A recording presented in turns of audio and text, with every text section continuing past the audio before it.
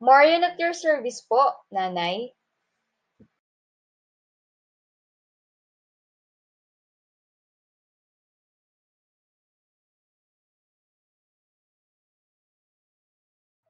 Mommy, nag-aalala po ba kayo sa maaaring mangyari pag dumating na ang oras ng iyong pagpapanganak?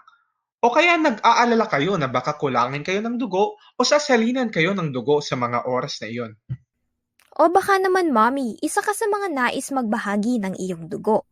Tamang-tama dahil ang video na ito ay naglalaman ng mahahalagang impormasyon na dapat mong malaman para sa mga buntis na nais mag-donate at sa mga mommies na gustong makasiguradong safe na safe si baby.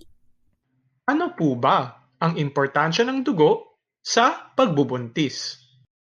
Ang pagbubuntis ay nagdudulot ng pagdami ng dugo kay mommy na maraming dalang magandang epekto hindi lamang sa inyo, kundi kay baby.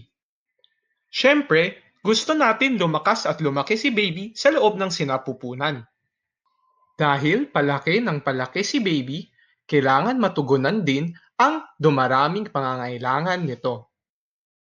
At isa pa, dumarami ang dugo sa inang nagbubuntis hindi lamang upang maibigay ang sapat na nutrisyon na kinakailangan ng bata habang lumalaki ito sa sinapupunan, kundi pati na rin ito kay mommy upang maiwasan ang labis na pagdurugo pagkatapos manganak. At para mailayo siya sa mga komplikasyong dala ng kakulangan sa dugo.